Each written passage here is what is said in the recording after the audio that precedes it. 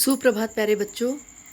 जैसा कि आपको पता है, हम हिंदी कक्षा में अलंकार का अध्ययन कर रहे थे, जिसमें से आपको अलंकार की परिभाषा, उसके भेदों की जानकारी दे दी गई है। साथ ही अनुप्रास अलंकार और यमक अलंकार के बारे में आप पढ़ चुके हैं, जिसमें उसकी परिभाषा और उदाहरणों के माध्यम से अलंकार आपको समझा दिया गया है। आज इसी कड़ी में हम श्लेष अलंकार पढ़ेंगे। उसी क्रम को आगे बढ़ाते हुए आइए श्लेष अलंकार आरंभ करते हैं।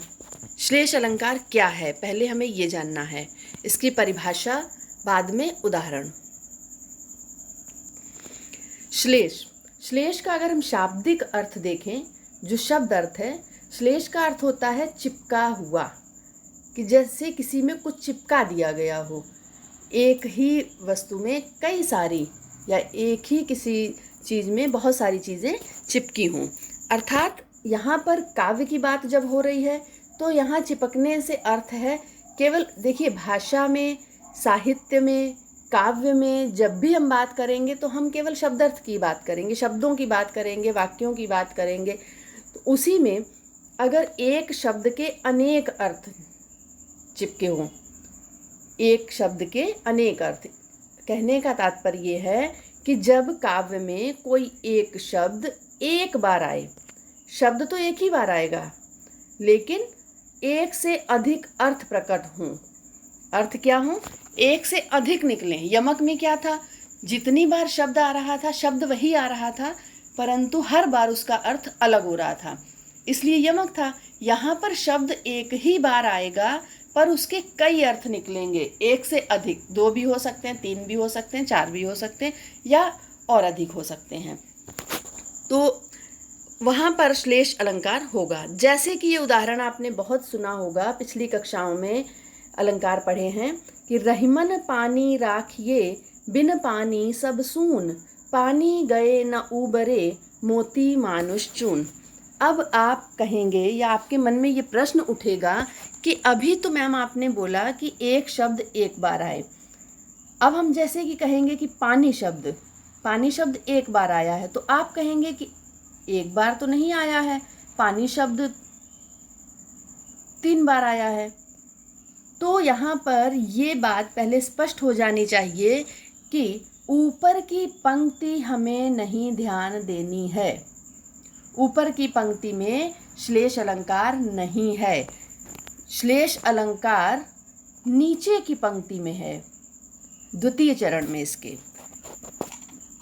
द्वितीय पद में, तृतीय और चतुर्थ चरण में। पहले दूसरे चरण में ये एक दोहा है, इसमें दूसरे और चौथा चरण, जो ये नीचे वाली पंक्ति है, दूसरी पंक्ति है, इसमें श्लेष अलंकार है।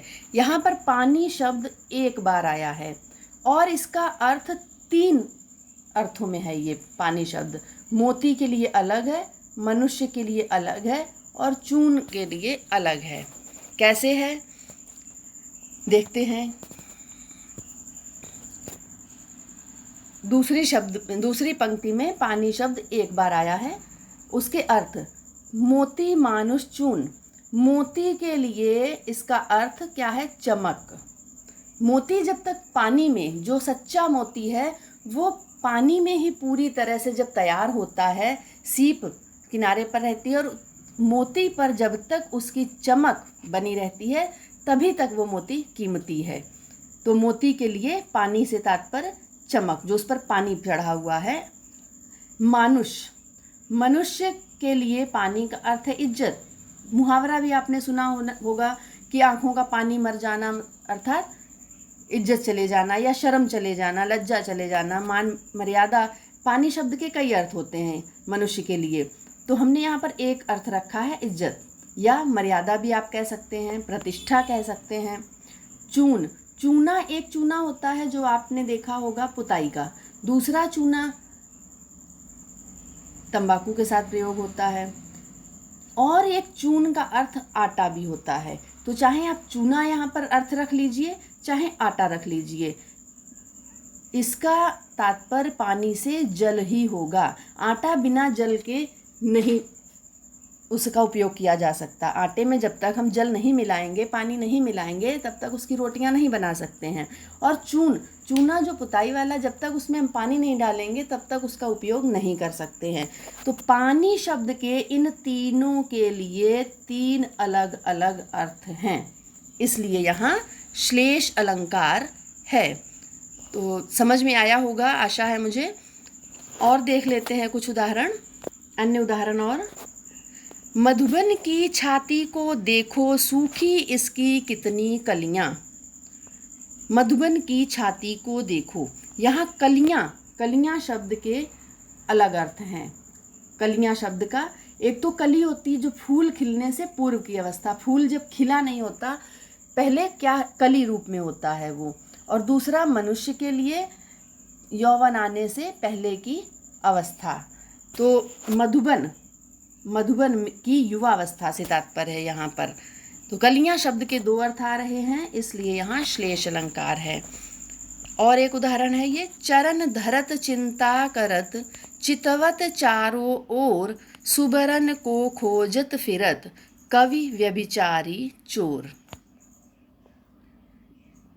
ये कौमा यहाँ पर ना लग के यहाँ लगेगा। यहाँ क्या है, सुबरन को खोजत फिरत। अब फिर से सुबरन शब्द के 3 अर्थ, कवि के लिए अलग है, व्यभिचारी के लिए अलग है, और चोर के लिए अलग है। शब्द एक ही है, अर्थ 3 आ रहे हैं। कवि के लिए सुवर्ण, सुंदर वर्ण, सुंदर अक्षर, सुंदर लिखावट, सुवर्ण।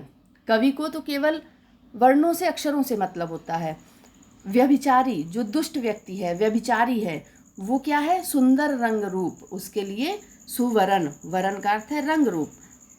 फिर चोर के लिए सुबरन, सुवर्ण, स्वर्ण का तद्भव, सुबरन, तो सोना, इसका क्या अर्थ है, सोना। 3 अलग अलग अर्थों में सुवर्ण शब्द का प्रयोग हुआ है। एक ही शब्द के अनेक अर्थ होने के कारण यहाँ श्लेष अलंकार है। और एक उदाहरण है, मंगन को देख पट देत बार बार है। मंगन को, मांगने वाले को देखकर, 2 तरह के लोग होते हैं। एक तो मांगने वाले को देखकर पट, अगर उन्हें वस्त्रों की जरूरत है, पट शब्द के 2 अर्थ आ रहे हैं यहाँ पर।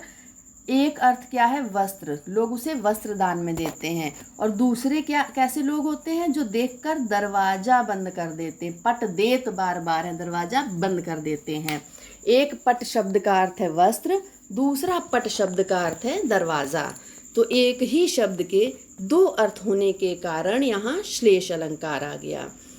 और एक उदाहरण देख लेते हैं, मेरी भव बाधा हरो, राधा नागरी सोई, जातन की झाई परे, श्याम हरित दुति होई।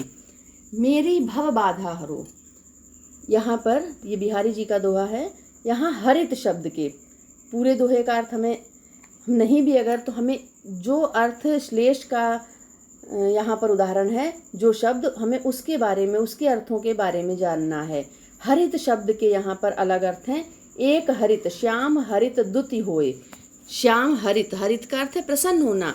श्री कृष्ण राधा की परछाई पड़ने से, राधा की झलक दिखने से ही श्याम हरित दुति होए, कैसे हो जाते हैं, हर्षित हो जाते हैं, प्रसन्न हो जाते हैं। और दूसरा, जातन की, राधा गोरे रंग की थी, उनके झाई, उनकी परछाई पड़ने से श्याम का सांवला रंग, हरा रंग और गोरा रंग दोनों मिलकर कैसे हो जाते हैं, श्यामला रंग और गोरा रंग, सांवला और गोरा मिलकर हरे रंग के हो जाते हैं। तो 2 अर्थ हैं, एक हरित का अर्थ है एक हर्षित, दूसरा हरित का अर्थ है हरे रंग का होना। एक शब्द के 2 अर्थ हैं, इसलिए यहाँ पर श्लेष अलंकार है। तो ये आप कॉपी में इनको लिखना है, और कम से कम 2 उदाहरण हर अलंकार के आपको याद होने चाहिए। 2 उदाहरण अगर याद है, मान लीजिए एक आप परीक्षा में भूल भी जाते हैं। और एक बहुत ही महत्वपूर्ण बात आपको बतानी है, जितने भी अलंकार लिखेंगे सब में जो ये स्पष्टीकरण दिया हुआ है, ये स्पष्टीकरण कहा जाता है। जो नीचे स्पष्ट करके लिखा है ना, ये हर उदाहरण में मैंने आपको बताया है, स्पष्ट करके लिखा हुआ है। हर उदाहरण में, कोई भी उदाहरण है सब में लिखा हुआ है। तो आपको ये स्पष्टीकरण हेडिंग डालकर पूरा लिखना है। और परीक्षा में भी जब तक आप स्पष्टीकरण नहीं देंगे तब तक पूरे अंक नहीं मिलेंगे। तो अगला अलंकार, वैसे आपके जो पाठ्यक्रम में यहीं तक है, फिर भी हम अर्थालंकार के भी प्रमुख भेदों का अध्ययन करेंगे। धन्यवाद।